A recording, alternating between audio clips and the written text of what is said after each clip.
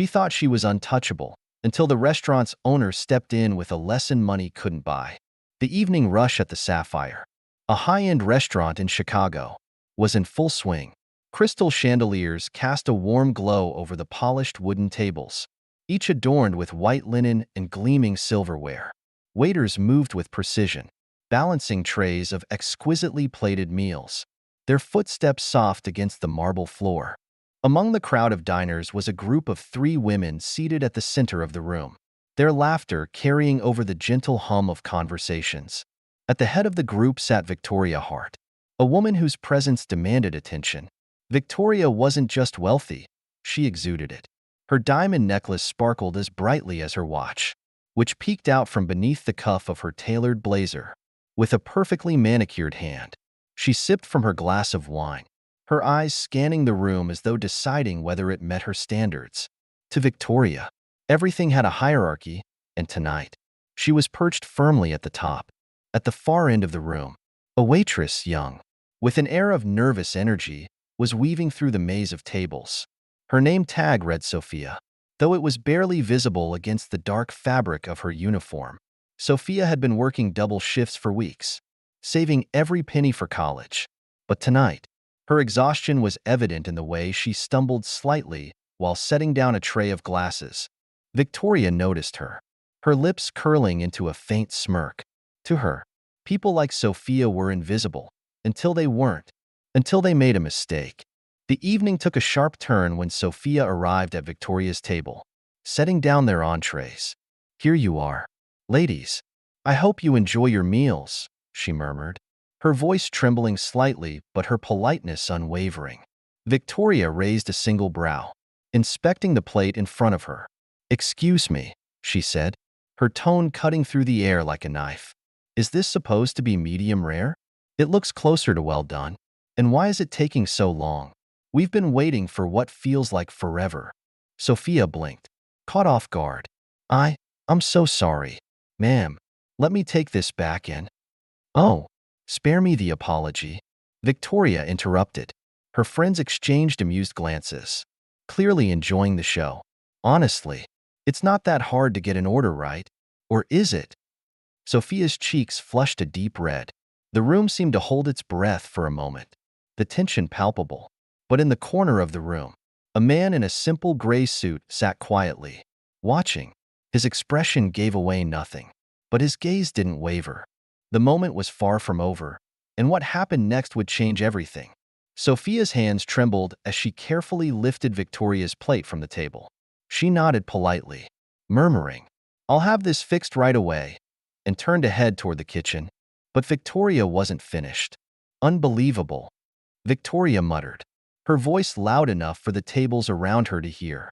"They hire anyone these days, don't they? I mean, how hard is it to carry a plate of food without looking like you're going to drop it?" Laughter erupted from her friends. Victoria leaned back in her chair, clearly enjoying the attention. It's like she thinks a smile and a stammer will earn her a tip. Honestly, I should report her for ruining the entire evening. At the kitchen door, Sophia hesitated, her grip tightening around the plate. Her face burned, and she could feel tears welling in her eyes. But she refused to let them fall. She had dealt with rude customers before. This wasn't new. Yet, something about Victoria's cold, deliberate cruelty cut deeper than she expected. From his table in the corner, the man in the gray suit observed the entire scene. His face remained impassive, but his fingers tapped lightly against the edge of his glass. His movements were slow and deliberate, as though he were considering every detail of what he'd just witnessed. Back at Victoria's table, the complaints continued. "And did you see how she walked?" Victoria scoffed, rolling her eyes, like she was barely holding it together. "If she can't handle working in a place like this, she should find a job that suits her level, like flipping burgers." The surrounding diners were growing visibly uncomfortable. Some whispered to their companions. Others glanced toward Victoria's table with disapproval. One couple sitting nearby even exchanged a look before shaking their heads in silent agreement. But Victoria was oblivious, or perhaps she didn't care. Sophia returned moments later, carrying a fresh plate of food. She placed it down in front of Victoria with as much composure as she could muster. Here you are. Ma'am, I had the chef remake it for you. I hope this meets your expectations. Victoria gave the plate a cursory glance before shrugging. I suppose it'll do, she said, her tone dismissive. But next time, try to get it right the first time. And, for heaven's sake, learn how to carry yourself. You represent this establishment, and quite frankly, you're doing a terrible job of it. Sophia forced a smile, her voice barely above a whisper. Of course, ma'am, I'll do my best. As Sophia walked away, Victoria turned back to her friends, grinning. It's amazing how people can be so incompetent yet still think they deserve respect. At that moment, the man in the corner stood up. His movements were calm, almost calculated, as he made his way toward the restaurant's manager, who had been hovering near the bar. He leaned in close, speaking in a low voice, and the manager's eyes widened slightly. Victoria, meanwhile, continued her conversation, unaware that her evening was about to take an unexpected turn. But the man wasn't just any diner, and his quiet intervention was about to shake the room. The manager, a middle-aged man with salt and pepper hair and a no-nonsense demeanor, nodded respectfully as the man in the gray suit spoke. It was a quiet exchange, but those seated nearby noticed the subtle shift in the manager's expression, from curiosity to something more serious. After the brief conversation, the man returned to his table, his steps deliberate and calm. Meanwhile, Victoria had moved on to another topic, regaling her friends with stories of her recent vacation. Oh, the Maldives were stunning, she said, twirling the stem of her wine glass. You wouldn't believe how exquisite the private villas were. And the staff? Flawless. Unlike what we've seen here tonight. Her words were punctuated with a smirk, and her friends giggled in agreement. Across the room, Sophia was quietly restocking trays of glasses, her hands still trembling. She avoided looking in Victoria's direction, focusing instead on her task. She had perfected the art of compartmentalizing her emotions during shifts, but tonight, it felt nearly impossible. It wasn't until Victoria and her friends requested the check that the atmosphere in the restaurant began to shift. The manager himself approached their table, accompanied by Sophia. He carried a tray with a bottle of champagne and an envelope.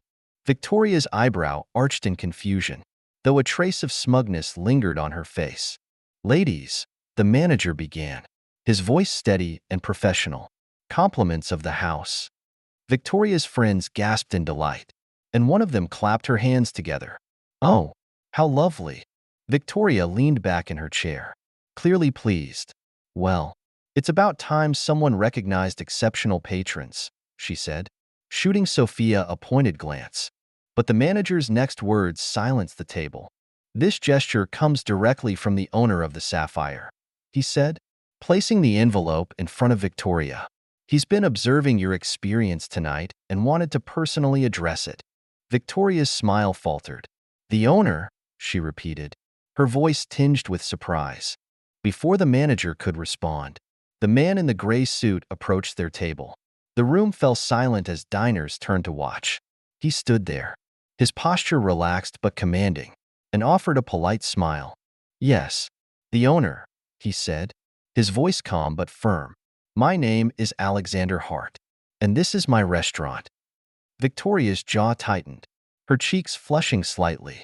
Oh, Mr. Hart, I didn't realize, she trailed off, clearly scrambling for words. Alexander gestured toward Sophia, who stood quietly to the side, her gaze fixed on the floor. Sophia here happens to be my niece, he said, his tone still even. She's one of the hardest working people I know, and I take great pride in having her as part of my team. The color drained from Victoria's face. Her friends exchanged uneasy glances, their earlier laughter replaced by an awkward silence. Alexander didn't raise his voice. He didn't need to. I couldn't help but overhear the way you spoke to her tonight, he continued. And while I understand that mistakes happen, I believe there's a way to handle them with respect and kindness. Victoria fumbled for a response, but before she could say anything, Alexander leaned in slightly, his calm demeanor unyielding. Money might buy you luxury, he said, his words cutting through the silence like a knife. but it doesn't entitle you to belittle those who work to provide it. His message wasn't just for Victoria, it was for everyone in the room, and the weight of it hung in the air. The room was utterly silent, every diner frozen in place, hanging on Alexander's words. Victoria, who moments ago radiated superiority, now sat stiffly, her confidence visibly shaken. Her fingers fidgeted with the stem of her wine glass, her carefully composed demeanor crumbling under the weight of the moment. Alexander straightened, his eyes sweeping over Victoria's friends, then the rest of the restaurant. "Respect is the foundation of this establishment," he said, his voice resonating throughout the room. "Not just respect for the food we serve, but for the people who make it possible, the chefs, the servers, the dishwashers. Every single one of them is integral to what you all enjoy here tonight." Victoria opened her mouth as though to respond, but no words came. Instead, one of her friends shifted uncomfortably, breaking the tension. "I'm sure Victoria didn't mean any harm," the woman offered weakly, her voice barely above a whisper. Alexander tilted his head slightly, his gaze unflinching. "Perhaps not," he said, his tone measured. "But intent doesn't erase impact. Words have power, and when they're wielded carelessly, they can leave lasting damage." He turned to Sophia, who had been standing off to the side, her face a mix of embarrassment and quiet gratitude. "Sophia, you handled yourself with professionalism and grace tonight, even under unfair scrutiny. I want you to know how proud I am of you." Sophia blinked back tears, nodding slightly. She didn't trust her voice enough to speak, but her gratitude was palpable. Alexander then shifted his focus back to Victoria. "Now, as for you," he said, his tone losing none of its civility, "I could ask you to leave and not return, but I believe there's a better lesson to be learned here." Victoria's eyes widened slightly, and her friends exchanged worried glances. Alexander gestured toward the champagne bottle the manager had brought over earlier. "This was meant to be a gesture of goodwill," he explained, "but instead, I'll be donating its value, and your entire tab, to a local organization that supports young women like Sophia, who are working hard to build a better future for themselves." Murmurs rippled through the restaurant. Some diners nodded in approval, others exchanged glances of surprise. Victoria finally found her voice, though it wavered. "Mr. Hart, I think this is a bit extreme. I didn't mean to." Alexander held up a hand, silencing her gently but firmly. "This isn't about punishment, Mrs. Hart. It's about accountability. And I hope this moment gives you an opportunity to reflect on the kind of legacy you want to leave behind." His words were calm, but they carried an undeniable weight. Victoria looked down at her hands, avoiding his gaze. Her friends sat in uneasy silence, clearly unsure how to respond. Alexander took a step back, addressing the room once more. "Let tonight serve as a reminder to us all," he said. "Kindness costs nothing, but it can mean everything. You never know what someone is carrying, or who might be watching." The room erupted into soft applause. It wasn't raucous or dramatic, but it was genuine. Patrons nodded in agreement, some even smiling at Sophia as if to silently show their support. Victoria, however, sat frozen in her seat, her earlier bravado reduced to silence. She wasn't used to being challenged, much less in public, and the experience left her visibly shaken. Alexander turned back to Sophia. "Take a short break," he said gently. "You've earned it." Sophia hesitated, then nodded, slipping away toward the back of the restaurant. As she disappeared through the kitchen doors, her posture seemed a little straighter, her steps a little lighter, but the lesson didn't end there. The ripples of this moment would carry far beyond the walls of the Sapphire. The evening slowly returned to its usual rhythm, but something had shifted in the air. Patrons whispered to one another, not about the food or the decor, but about what they had just witnessed. The quiet man in the gray suit had reminded them of something profound. Decency and respect weren't just virtues, they were essential. Victoria remained at her table, uncharacteristically silent. Her friends awkwardly exchanged glances, unsure of how to proceed. They avoided addressing the moment directly, but the discomfort was written on their faces. Victoria stared at her untouched plate, the taste of humiliation stronger than any meal she could have ordered. At the back of the restaurant, Sophia leaned against the wall near the kitchen, taking deep breaths to steady herself. Her manager approached her with a warm smile. "You handled yourself beautifully tonight," he said. "Not many could have stayed so composed." Sophia nodded, her voice soft but steady. "Thank you," she replied. "I didn't think anyone noticed." "They noticed," the manager assured her, "especially Mr. Hart." In the dining area, Alexander Hart returned to his seat, casually sipping from his glass of water as if nothing extraordinary had happened. A few patrons passed by his table on their way out, offering polite nods or quiet words of appreciation. One diner, an older gentleman, stopped briefly. "You don't see people stand up like that often anymore," he said. "That was something special." Alexander smiled faintly. "It wasn't about standing up. It was about reminding everyone, myself included, that kindness is the least we can offer each other." As Victoria and her friends rose to leave, she avoided looking at anyone directly. Her cheeks were still flushed, her confident stride reduced to a tentative shuffle. At the door, she paused, glancing back at the room she had once commanded. For the first time, she seemed smaller, quieter, less sure of herself. The staff and diners didn't look at her with pity or disdain. Instead, there was a shared understanding, a collective hope that maybe, just maybe, she'd walk away from this moment a little different. Outside, the night air was crisp, and Victoria paused on the sidewalk. Her friends tried to console her, offering platitudes that rang hollow, but she waved them off, saying she needed a moment. Meanwhile, inside the Sapphire, Sophia returned to the floor with a newfound confidence. She moved between tables, smiling warmly at patrons who now saw her not just as a waitress, but as a young woman with strength and dignity. The night ended quietly, but the lesson lingered long after the doors closed. Some patrons left bigger tips than usual. Others exchanged kind words with staff they might have overlooked before.